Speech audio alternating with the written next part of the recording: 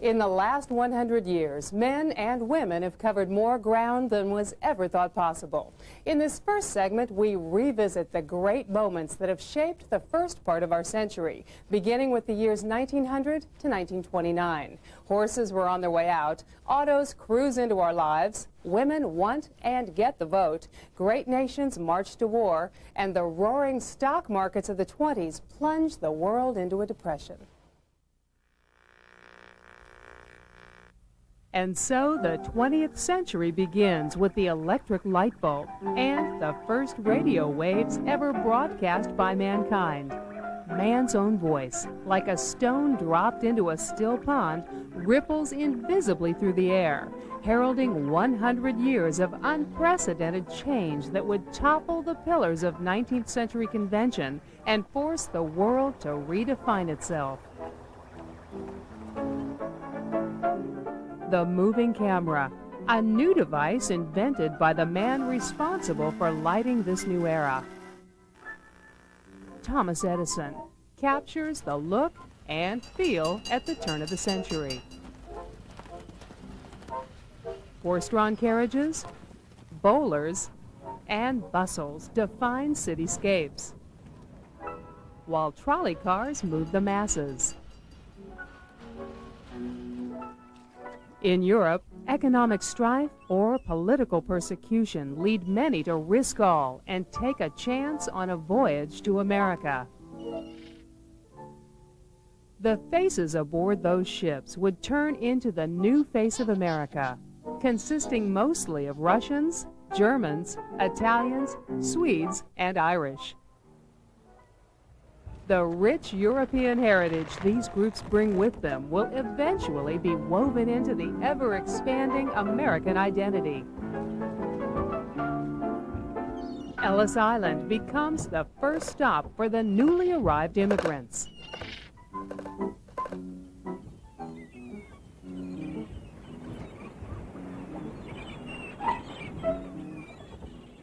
From here, the immigrants then travel throughout the country.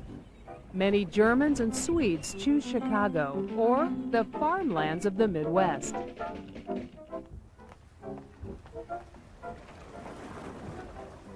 For large numbers of Irish, Russians, and Italians, New York's Lower East Side becomes their home. Outdoor markets supply both jobs and product. Urban expansion begins its upward climb. Masons, carpenters, and day laborers from Europe provide the workforce needed for this endeavor.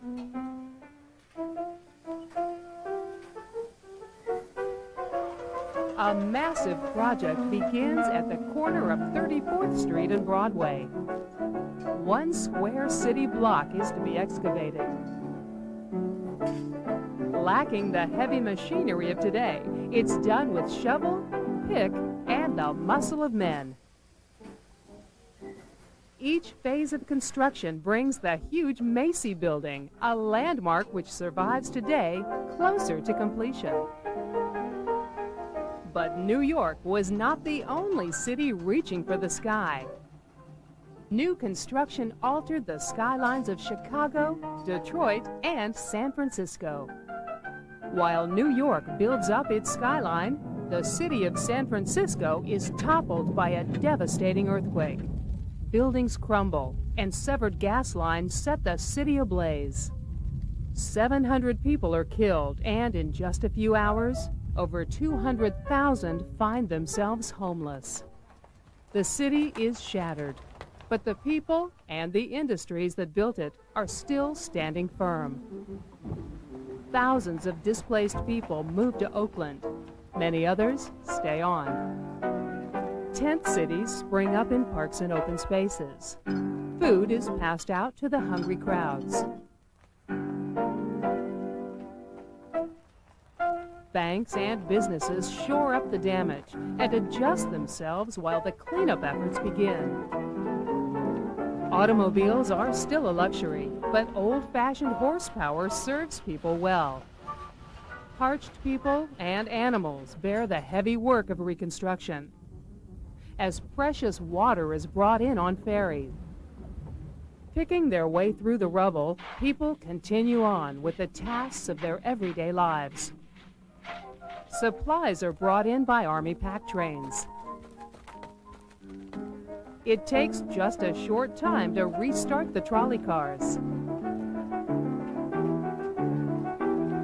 In just 3 short years, the city is rebuilt on strong steel frames.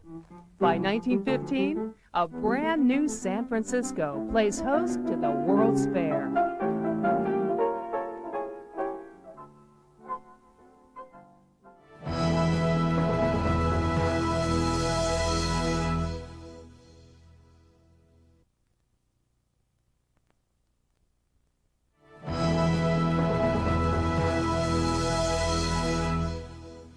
There were other car makers before Henry Ford, but none had the impact on people's lives like Ford.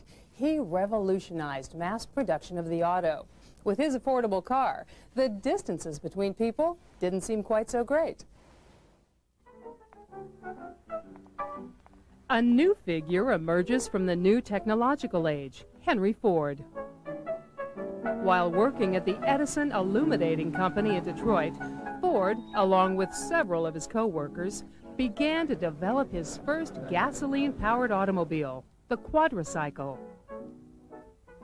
In 1903, he founds Ford Motor Company on just $100,000. With frames and parts borrowed from the Dodge brothers and European car makers, Ford creates a sort of hybrid automobile. The investors want an elegant toy for the rich. Ford splits from his financial backers and establishes total control over the company. Ford declares, "I'm going to democratize the automobile, and when I'm through, everybody will be able to afford one, and about everybody will have one." His next big move is to begin producing his own car parts. No more hybrid automobiles. Fords will be Fords from the ground up. His team of ex-Edison co-workers and practical-minded Ford employees work long hours for a whole year perfecting the new car. They give it a 20-horsepower engine, a lightweight steel alloy body for speed and agility, tough springs, and a high clearance for navigating America's demanding rural roadways. The Model T is born, and it's a hit. In October of 1908, the Model T goes to market, selling for the unheard-of bargain price of $805. From 1909 to 1910, the company sells 18,664 cars. The pace doesn't slow down. For each of the following years, production doubles. Sales begin outpacing production, necessitating a more efficient process of production. Adopting and actually improving upon a technique used by machine and weapons manufacturers of the day, Ford introduces the assembly line to his car factory. The Model T is a stripped-down, no-frills workhorse. Production focuses on producing the basic Model T. No special features, no body updates, no special color. By using this technique, the factory's output soars, and the cost of producing each car drops so much that Ford is able to cut the price to under $300. Ford famously joked that the customer could have the Model T in any color he wanted, as long as it was black, which happened to be the color of enamel that dried fastest. Ford astounds the nation and Wall Street by announcing that he will double his workers' basic pay to $5 a day. It's an unheard of amount, but Ford sees it as a means to stop the employee turnover on the monotonous assembly lines. He also figures that the money he spends would come back to the company when his employees buy a car they can now afford. Taylorism was a new mode of organizing the production of goods, especially in the factory, that was really given a tremendous fillip with Henry Ford's assembly line. And although it was tremendously efficient, it was also tremendously oppressive because it took a job that beforehand had been done by one or two skilled craftspeople and subdivided it into simplified work that could be done by many people without much training. And it was perceived as being oppressive, at least by the 1920s and 1930s. Taylorism had a very bad press. People fall in love with Ford's automobile. It seems everywhere you look, people are driving his Tin Lizzie and enjoying the new freedom it brings them. People and places that had been out of reach become accessible by car. Roadside industries like motels and diners begin to spring up around the new auto routes. Ford will eventually sell 15 million Model Ts before more sophisticated cars come along to replace it. Cars are so popular that in 1916, Congress passes new highway fund legislation, and the nation begins an era of unprecedented road building, bringing America closer together than it had ever been before. As celebrated as he is for his innovations, Ford did have a dark side. He could be a tyrant in his own factory, never allowing his workers to drive a competitor's car, and strictly enforcing a no-union policy until 1941. Regardless of these obvious shortcomings, Ford remains a beloved figure in history for his spirit of enterprise and for bringing the car into our lives.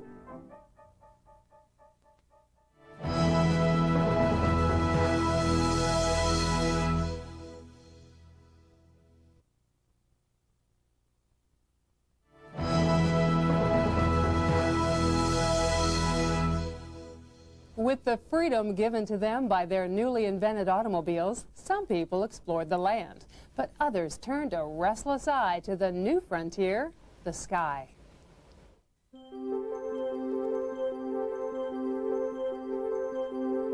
Since time began, people have dreamed of unlocking the secrets of flight. Many try, but it's not until the 20th century that someone finally succeeds. Two brothers working out of a bicycle shop in Dayton, Ohio, are dreaming up a machine that will carry a man into the sky like a bird. People think it's ridiculous, but the Wright brothers have faith in their wood and canvas contraption. In 1903, on a stretch of beach in Kitty Hawk, North Carolina, Orville Wright shakes hands with his brother and straps himself into their flyer to make a daring attempt that will take human history into the skies. The flyer is mounted on a track facing the ocean and the onshore wind. Orville revs up the motor, and his brother Wilbur releases the restraining cable. Only 5 spectators witness the moment, including a Coast Guard patrolman who watches in disbelief as the craft went off with a rush and left the rail as pretty as you please, as pretty as any bird you ever laid your eyes on. The Wrights' achievement opens the door to a new era of daring aviation that constantly pushes the envelope of human flight.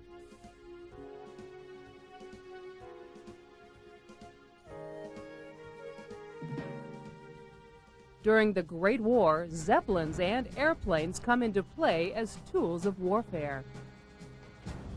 Each one's mission is to prowl the skies, strafing and dropping bombs on enemy lines. And when they meet in the air, it's usually the vulnerable Zeppelins that go down in fiery crashes. But the airplanes have their own enemies to worry about on the ground. Anti-aircraft batteries send up great bursts of flak, downing unlucky pilots. And when the airplanes meet in the skies over Europe, they engage each other in intense dogfights.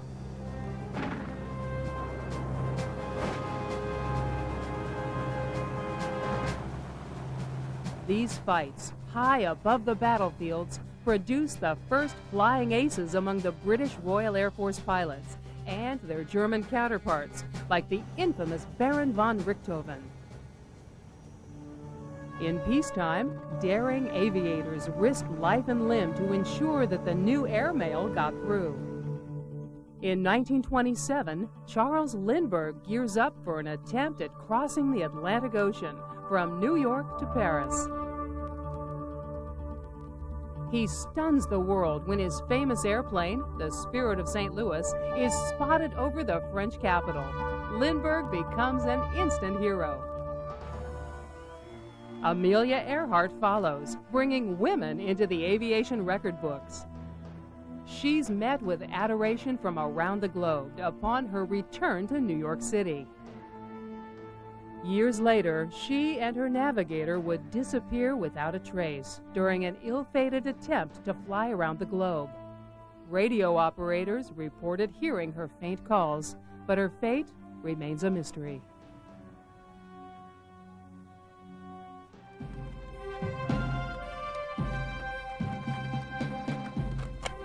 Fresh from his Rough Rider fame in the Spanish-American War in Cuba, Teddy Roosevelt rides into the State House of New York, startling his fellow Republicans with his ideas of reform and regulation of the very businesses that support the Republican Party. Consequently, his constituents conspire to place Roosevelt in an office where his ideas could do no damage to the party, the vice presidency. Memorably, Senator Mark Hanna remarks, "Don't any of you realize there's only one life between this madman and the presidency?" In September 1901, an assassin's bullet kills President William McKinley, making Senator Mark Hanna's fear a reality. At 42, Theodore Roosevelt becomes the youngest president in American history. He brings a new age of progressive politics. One of the defining events of Roosevelt's presidency, and indeed of the budding age of industry, is the construction of the Panama Canal. In 1903, he declares that the policy of the country is a canal under American control. He fosters an American-backed revolution to create an independent Panama. One of Roosevelt's key negotiating points, the American warship Nashville, anchors off the Colombian coast. And so, Latin America is introduced to a tumultuous relationship with its overbearing neighbor, and the meaning of Teddy Roosevelt's famous proverb, "Speak softly and carry a big stick." With the canal zone secured, the colossal task of digging a path large enough to accommodate the bulk of freighters and battleships begins. Excavation is not the only problem the engineers face. Construction crews contract malaria and yellow fever, which breeds in the tropical jungles. With techniques learned in the Spanish-American War, crews spray the bush surrounding the canal to combat these deadly diseases. In 1914, after 3 presidents, 2 project engineers, and 11 years of work, the canal is finally finished.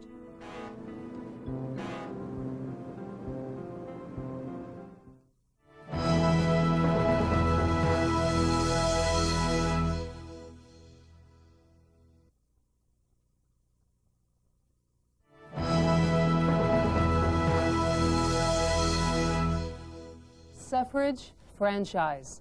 These were the words that defined the social struggle of many groups throughout the world. The right to a voice, the right to vote. The early part of the century provides a canvas for the struggle of the black population in the United States. Men like Booker T. Washington and W.E.B. Du Bois lead the charge for racial equality, but change is slow to come. The struggle for black Americans is played out in the boxing arena. The star is Jack Johnson, the new world heavyweight champion, and the first black man to hold the crown. The challenger, Jim Jeffries, is the Great White Hope. July 4th, 1910, Independence Day, sets the stage for a bout between the races. With the sound of the bell, Johnson and Jeffries begin the match. the nation is riveted.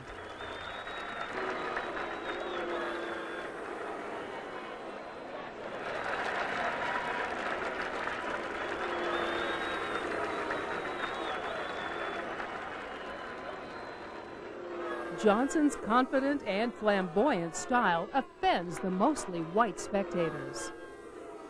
Each blow he delivers to Jeffries seems to symbolize the fight for civil rights, the fight for freedom, equality, and respect so desperately sought by America's black population. Many believe that Johnson purposely toys with Jeffries in order to prolong the battle.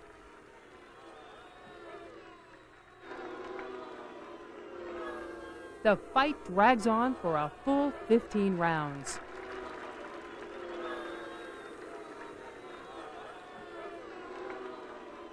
In the end, Johnson is victorious, delivering redemption to black America.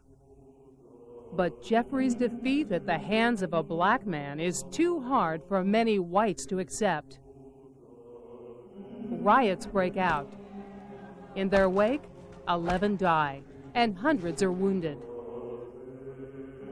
A black intellectual at the time states, "It's a good deal better for Johnson to win and for a few Negroes to have been killed in body than for Johnson to have lost and all Negroes to have been killed in spirit."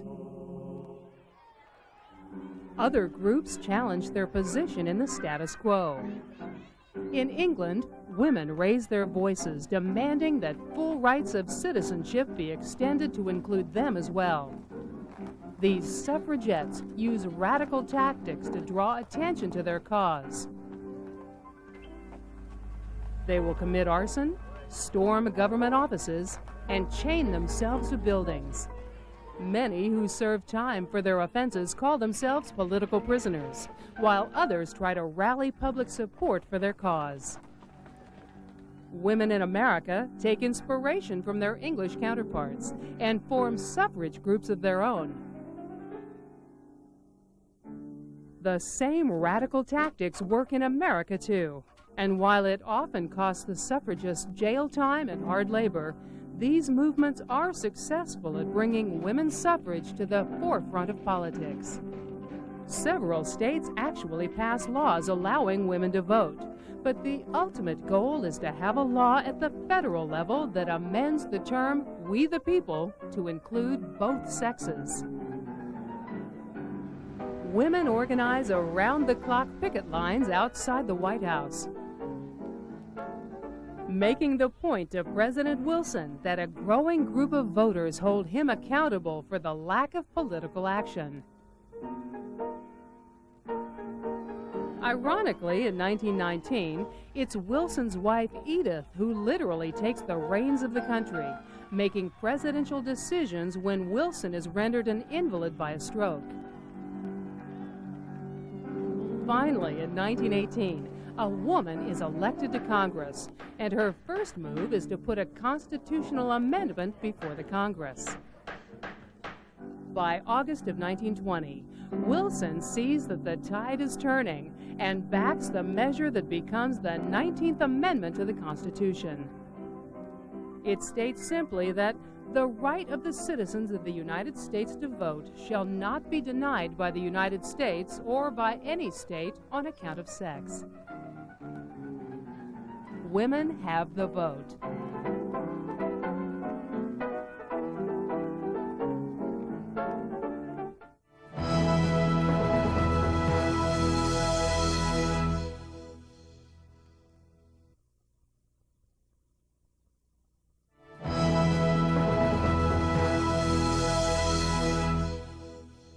It was called the War to End All Wars, and for good reason.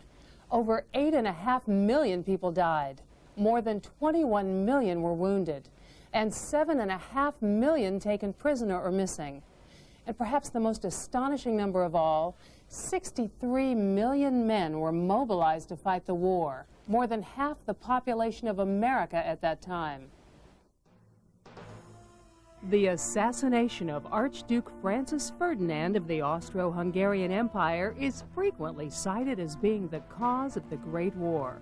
But in reality, it's only the spark that ignites a great tinderbox that's been building in Europe for some time. Germany, France, England, Austro-Hungary, and Russia all build up their armies in anticipation of protecting, reclaiming, and even expanding their empires. The conquest of new lands and resources will ensure these nations' power in the new century. When the Austro-Hungarian Empire declares war on its neighbor, Serbia, a complex series of mutual protection treaties and royal bloodlines plunge an eager Europe in a bloody war.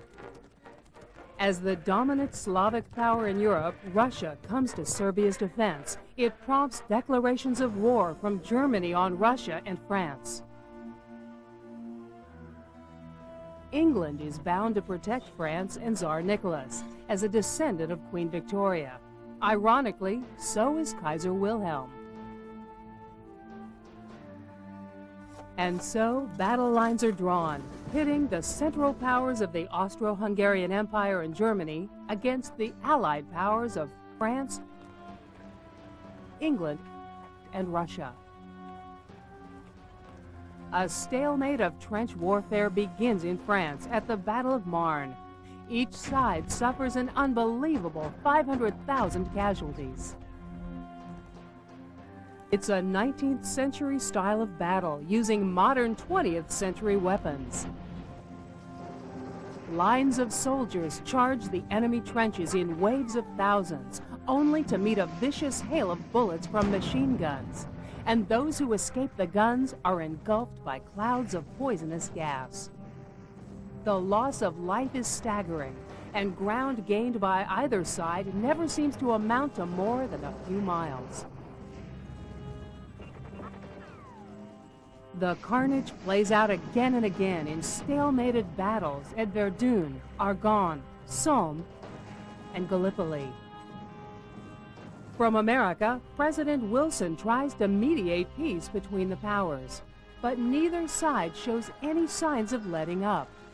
They're not concerned with the stalemate on the muddy fields of Europe because the real lands in question are the colonial empires in Africa, Asia, and the Near East. And both sides are willing to sacrifice limitless men and munitions to get them. America has no desire to involve itself in this European conflict. The nation's interests are secure. Most of its population is made up of European immigrants from one side of the conflict or another. They have no desire to see their former homelands attacked by the United States. In 1915, the Lusitania, an English ship, is torpedoed by a German U-boat, killing nearly 1,200 of its civilian passengers. Although the Germans publish ads in American newspapers warning U.S. citizens not to travel on British liners, 128 American passengers perish in the attack. The sinking of the Lusitania does bring forth some calls for action. But contrary to what most textbooks say, it does not plunge the United States into the war. To the contrary, public sentiment is such that in 1916, President Woodrow Wilson runs for re-election and wins under the slogan, "He kept us out of war." Some eager Americans join up with the French Foreign Legion, the British Army, or in the case of Ernest Hemingway, the Italian Army as an ambulance driver. When British intelligence agents intercept the infamous German Zimmermann telegram promising Mexico possession of Texas, New Mexico, and Arizona if they'll help fight against the United States, America wades into the fray of battle.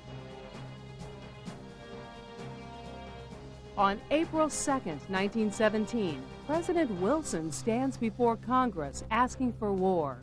"The right is more precious than peace," he says, "and we shall fight for the things which we have carried nearest our hearts, for democracy." Congress applauds his speech, and Wilson remarks, "My message today was a message of death for our young men. How strange it seems to applaud that." President Wilson himself picks the first soldier from the National Lottery to be drafted to fight in Europe. Hollywood's new stars Mary Pickford, Douglas Fairbanks, and Charlie Chaplin do their part to create enthusiasm for the war effort with war bond rallies. Entertainers keep the troops in good spirits. In March, before the American forces can arrive in full strength, the Germans stage a large offensive that pushes the Allied troops back some 40 miles. But they are repulsed and beaten back by an Allied counteroffensive at Soissons. The pendulum begins to swing in favor of the Allies.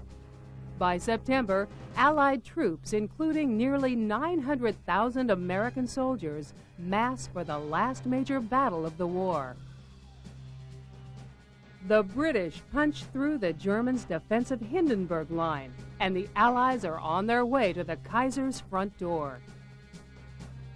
The German military revolts, and chaos reigns over the country. The Kaiser is forced to abdicate. Germany indicates that it is ready to discuss the terms for peace, based on President Wilson's 14 points. On November 11th, at the 11th hour of the 11th day of the 11th month, Germany signs an armistice ending the war. The Treaty of Versailles conscripts Germany to pay heavy reparations totaling $32 billion and requires the country to admit guilt for causing the war. Meanwhile, the Allies divvy up her colonial possessions. All of this leaves a bitter, defeated, and economically crippled Germany with a burden that will prove too much to forgive. Over a decade later, Adolf Hitler, a former corporal of the defeated German army, would rise to power on a nationalist fervor that seems the answer to Germany's despair.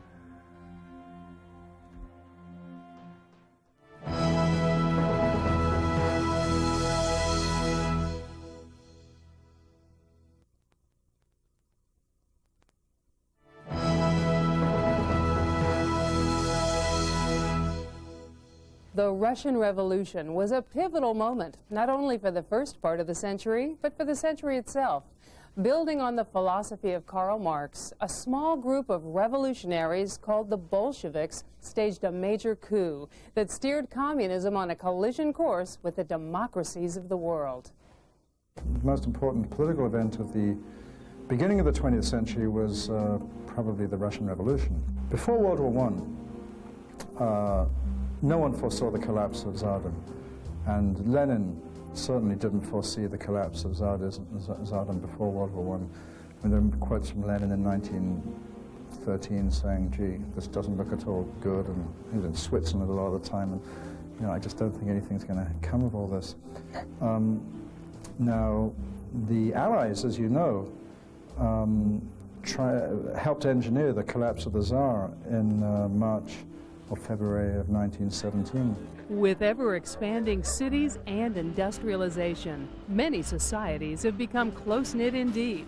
Like many people, the Russians notice that there's an ever-widening gap between the powerful elites and the working classes who suffer in grinding poverty. The people grow tired of oppression under Tsar Nicholas and struggle to develop a doctrine that can unite the classes in equality. On and off since 1900, protesters filled the streets demanding power for the masses, igniting dreams of revolution in the minds of men like Vladimir Lenin. Trying to crush the revolution, the military fires into crowds of unarmed protesters.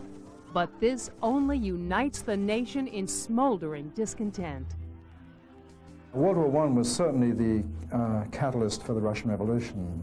Russia was exhausted and fighting a war that it was doing badly in, and that was certainly the most important contributing factor to the 1917 October Russian Revolution. Already taxed by the war, the Tsar cannot afford revolutionary chaos at home. He's forced to form the Duma, a legislative body that will address the concerns of the citizens. But the Duma is not enough. The nation has grown weary of the Great War in Europe. There are revolts within the Army and the Navy. Soldiers turn weapons against their own ranks. Some even march with the protesters in support of the revolution. These sailors from the battleship Potemkin are put in jail for bombarding government buildings with their naval guns. With the assistance of sympathetic troops, revolutionaries seize government buildings and critical points of industry. A provisional government is formed. Its leader, Alexander Kerensky, intends to keep up the war effort while making Russia a democratic state. But those ideas are short-lived. Aided by the enemy government of Germany, the exiled Vladimir Lenin is already steaming back to Petrograd on a train. Leon Trotsky, Leo Tolstoy, and Joseph Stalin also converge on the city from their places of exile. In his underground newspaper, Iskra, The Spark, and in powerful speeches, Lenin links the concept of democracy with the horrors of an imperialist war. He promises to put an end to the fighting and to put the power of Russia's great capitalist machine in the hands of the workers who make it run. This strikes a deep chord with the masses, and they rally behind the red flag of the Bolsheviks. Revolutions are the locomotives of history, Lenin says. Drive them full speed ahead and keep them on the rails. Stoked with the full heat of Lenin's revolutionary fire, the Bolshevik Reds take up arms and forcibly wrestle the reins of power away from the provisional government. Lenin's comrade, Leon Trotsky, cheers on and salutes the Red Army. There is no holding back the tide of communism. The Tsar's palace is taken over by the Bolsheviks, and the royal Romanov family is secretly executed. Having swept away the provisional government and the last traces of the old autocracy, Lenin installs himself as dictator and sets Russia on a new and ultimately doomed course of socialism. In 1924, after suffering 3 strokes, Vladimir Lenin dies. His body is put on display inside a mausoleum in Red Square, where mourners gather to pay their last respects, including his successor, Joseph Stalin, whose name comes to represent the very tyranny and oppression the Russian people fought so hard against. It was Winston Churchill who said of Lenin that the Russian people's worst misfortune was his birth, their next worst, his death. The seeds of the Russian Revolution also take root in America. The ranks of the Socialist Party are swollen with frustrated workers who feel abused by unregulated capitalism. But the looming threat of involvement in the Great War creates an anti-red sentiment that wipes socialism from the political scene. These are the early chapters of a story that defines the century: the opposition of democratic and socialist doctrines.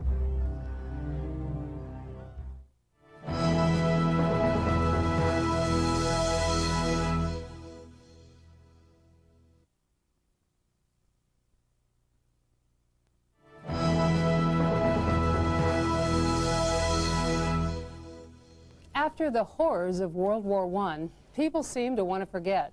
Some indulged in the decadence of the 20s, but others were alarmed by this moral decay and fought to return to the good old days.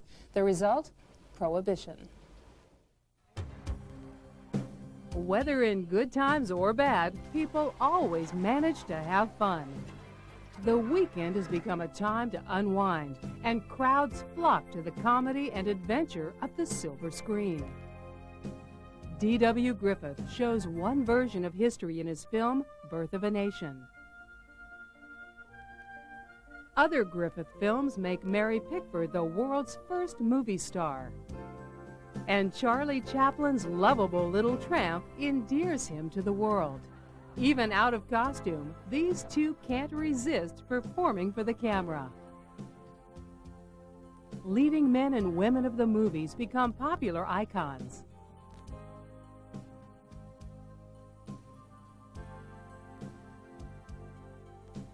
Tabloid papers gain popularity.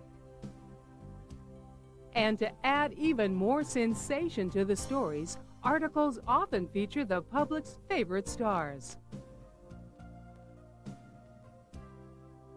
Meanwhile, on Broadway, Florence Ziegfeld's Follies are a hit. And musicians like Irving Berlin, George Gershwin, and Louis Armstrong contribute to the popular sound of the day. In the 20s, people dance at marathon pace for good causes. The Charleston is popular, and in Europe and America, the South American tango is a craze. Babe Ruth and Lou Gehrig thrill fans as they knock them out of the park. Fanciful balloons dance their way down Broadway in the first Macy's parade in New York. Women have fun with daring new swimwear and exotic hairstyles.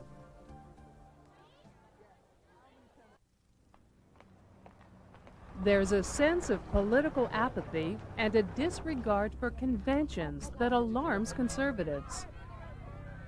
In America in 1921, Warren Harding runs for election with a campaign slogan that sums up the conservative desire, return to normalcy. But as hard as conservatives try, there's no retreat to yesteryear. The cultural shift is already happening. More than any other issue, prohibition lays like an equator between America's divided halves. On the day prohibition takes effect, conservatives like Senator William Jennings Bryan applaud the great light that will shine down on the country's dark saloons. But as police close down breweries and bars, an illegal network of bootleggers and speakeasies springs up to fill the void. Even when they become known, the underground bars are seldom shut down. The police conduct raids, breaking up bottles and kegs of beer. But for all of the show, they cannot stop the production of alcohol, and some of the policemen are actually good customers. Ironically, the very measure that tries to stem society's ills only breeds new forms of corruption.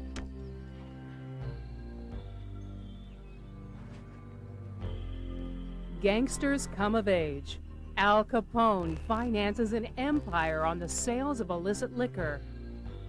Men like Bugs Moran and John Dillinger famously flout the law. Although Dillinger meets with a violent end after a gun battle with federal agents. Prohibition's attempt to legislate morality is a failure. To the relief of many Americans, it's finally abolished in 1933. Churchill, Hitler, Stalin, Mussolini, Hirohito, and FDR. These were the men who influenced the second part of the 20th century. Their visions, whether constructive or destructive, shaped their time and the times we now live in. Thank you for joining us for our look at the great moments of the 20th century. I'm Laura McKenzie.